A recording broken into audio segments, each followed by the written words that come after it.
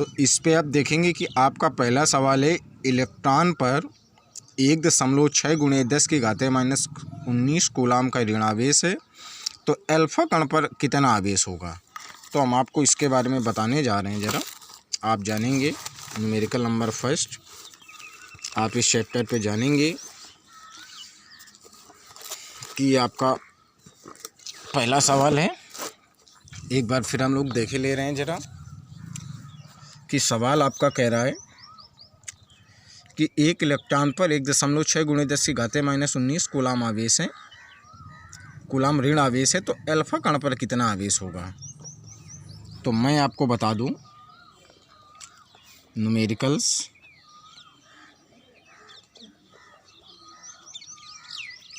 पहला नंबर आपको मैंने बताया था कि अल्फा कण पर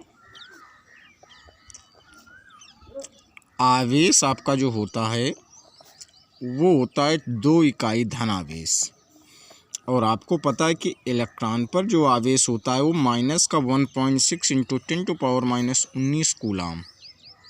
मैं आपको बता दूं कि इलेक्ट्रॉन आपका ऋणावेशित कण है। इलेक्ट्रॉन एक ऋणावेशित कण है। इसकी खोज मिल्टन नामक साइंटिस्ट ने तेल की बूंदों द्वारा किया था। इलेक्ट्रॉन की खोज जे थॉमसन ने, प्रोटॉन की खोज आप जान सकते हैं कि इलेक्ट्रॉन की खोज जे थॉमसन ने, प्रोटॉन की खोज रदरफोर्ड ने, और न्यूट्रॉन की खोज जेम्स चैडविक ने किया था। इसके संबंध में एक सूत्र भी बनाया गया है, ईंट पर नाचो। तो इसका मतलब है इलेक्ट्रॉन, और खोज किया था थॉमसन ने।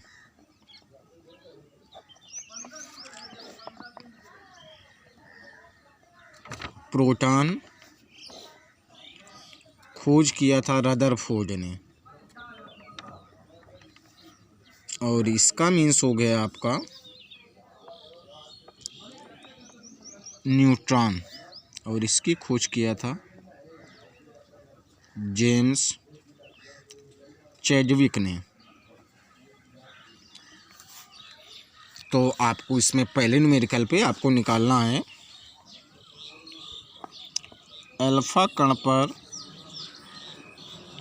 आवेश बराबर 2E, तो 2 गुणते 1.6 × 10⁻⁻19, तो ये आ जाएगा प्लस का 3.2 × 10⁻⁻19 कूलाम। ये आप जान सकते हैं कि इलेक्ट्रॉन पर आपका जो आवेश होता है वो 2 इकाई धनावेश होता है, अल्फा कण पर। तो आपका आंसर इस पे आ गया प्लस 3.2 × 10⁻⁻19 कूलाम। अब हम लोग सवाल नंबर 2 की तरफ आगे बढ़ते हैं। तो सवाल नंबर 2 पे हम लोग देखते हैं कि कह रहा है एक इलेक्ट्रॉन पर 1 कूलाम ऋणावेश, इस पर सामान्य अवस्था में कितने इलेक्ट्रॉन अधिक हैं। तो आपको पता ही है कि Q बराबर आपका दिया हुआ है Q आपका दिया हुआ है, इस पे हवा के कारण पेज पलट गया। Q पर दिया हुआ है आपका, Q बराबर दिया हुआ है 1 कूलाम।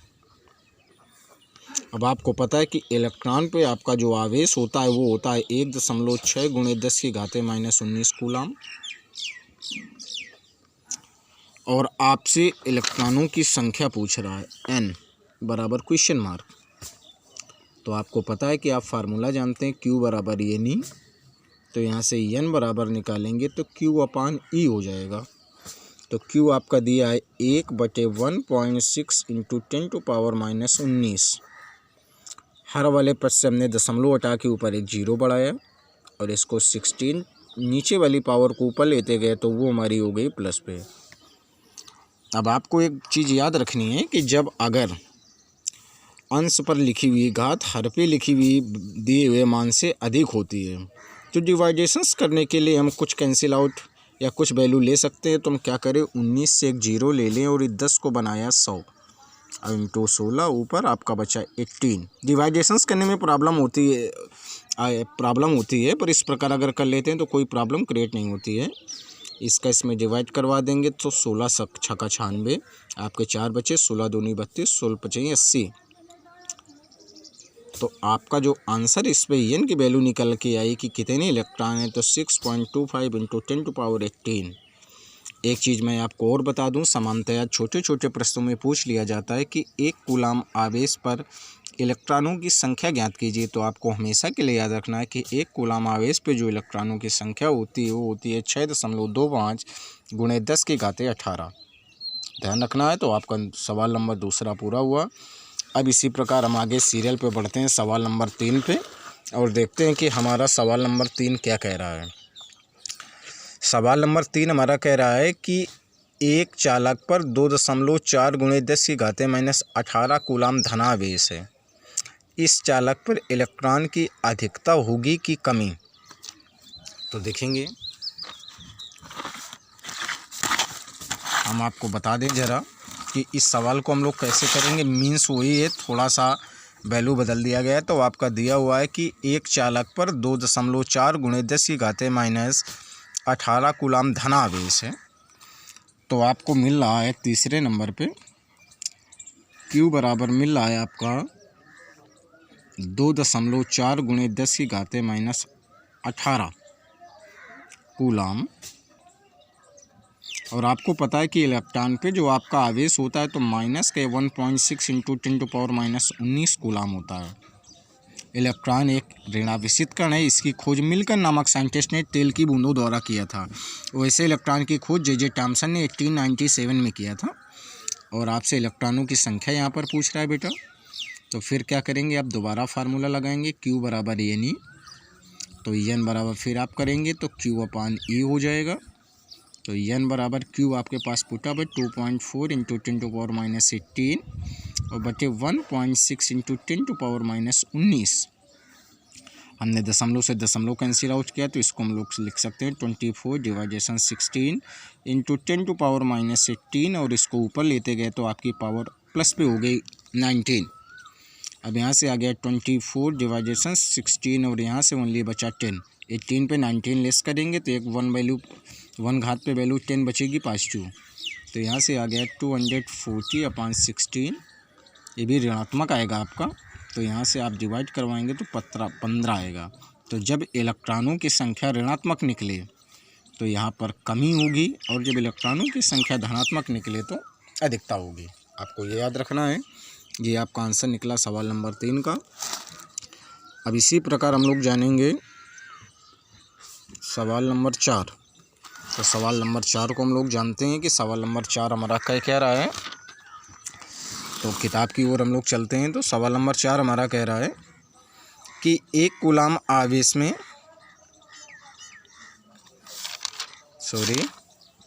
सवाल नंबर 4 कह रहा है कि किसी वस्तु को 4.8 × 10⁻19 कूलाम से धनावेशित करने के लिए कितने इलेक्ट्रॉन निकाल दिए जाएं। तो देखेंगे, आपका सवाल सेम फार्मूला है। आपका जो आवेश दिया हुआ है वो दिया हुआ है Q बराबर 4.8 × 10⁻19 और E बराबर आपको पता है 1.6 × 10⁻19 कूलाम।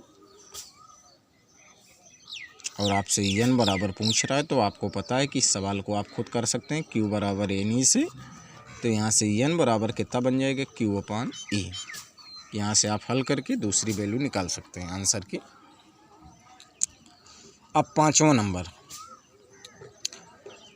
नंबर न्यूमेरिकल पे हम लोग देखेंगे। तो क्या कह रहा है आपका, कह रहा है 7N14। 7 जो दिया हुआ है ये परमाणु क्रमांक है और 14 है आपका परमाणु भार। तो परमाणु क्रमांक जो लिखा होता है वो इलेक्ट्रॉनों की संख्या के बराबर होता है। हम आपको थोड़ा सा इसमें डिटेल्स और बता दें।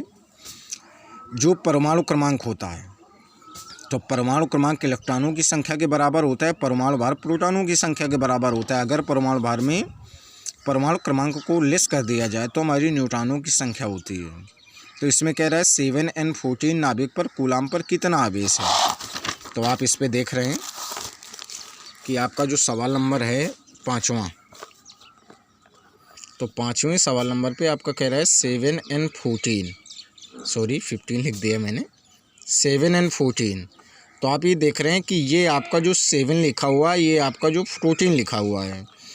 तो 7 ये आपका, इसको हम लोग केमिस्ट्री की भाषा पे बोलते हैं परमाणु क्रमांक,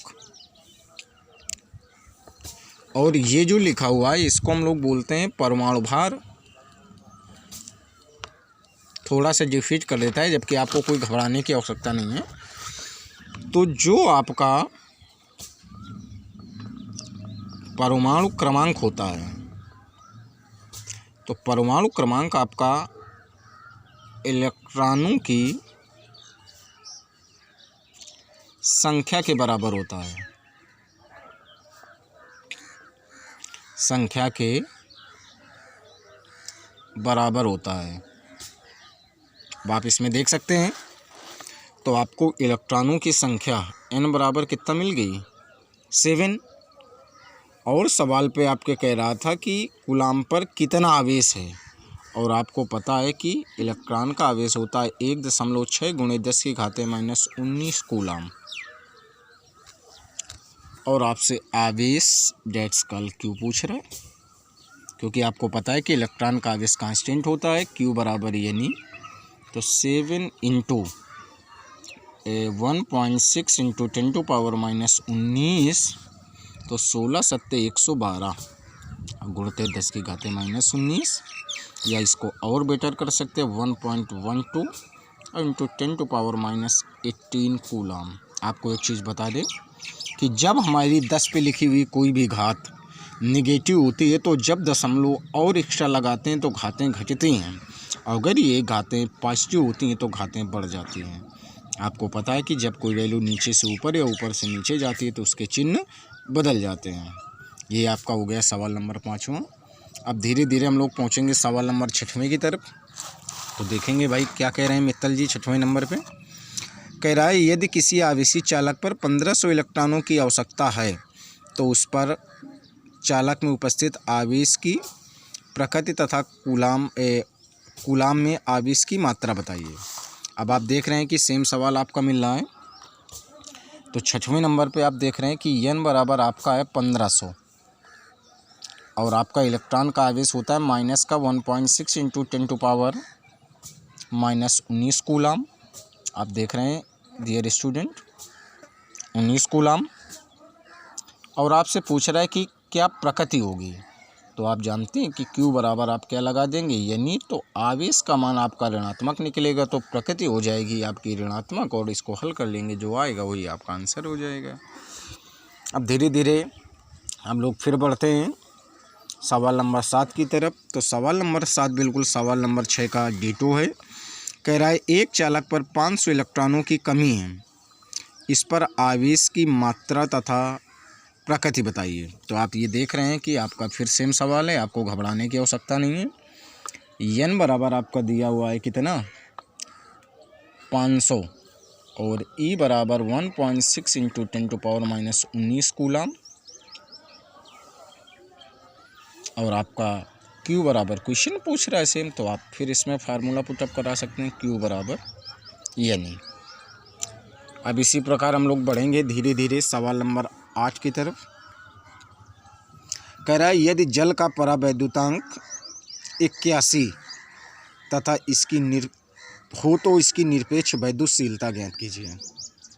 ठीक है, तो आपको मैं बता दूं अपने YouTube चैनल के माध्यम से कि आपको घबराने की कोई आवश्यकता नहीं। भौतिक विज्ञान में कुमार मित्तल का किसी भी चैप्टर का एक एक सवाल आपको YouTube चैनल पे बाई हल बताया जाएगा।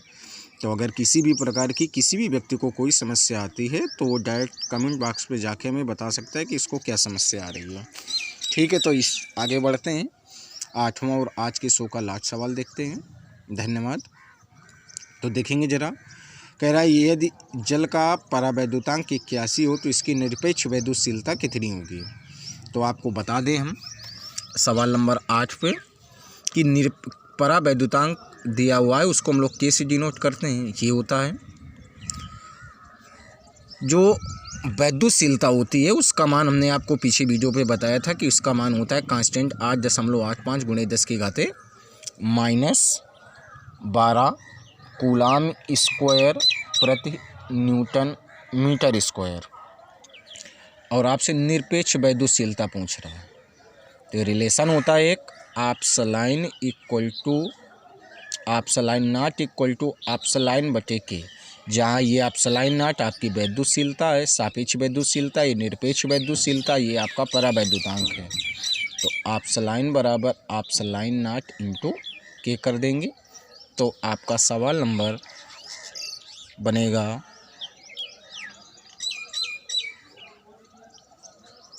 8वां। तो धन्यवाद स्टूडेंट, आज के लिए इतना ही। किसी भी व्यक्ति को 8 नंबर तक हम लोग आपका सवाल देखेंगे। कल फिर सुबह लाइव क्लासेज के लिए सुबह 7 बजे आप हमारे चैनल फिजिक्स बाय आशु सर में जोड़ सकते हैं। और किसी भी समस्या के लिए आप तुरंत हमारे चैनल पे कमेंट बॉक्स पे जाके बता सकते हैं। धन्यवाद, शुभ दिन।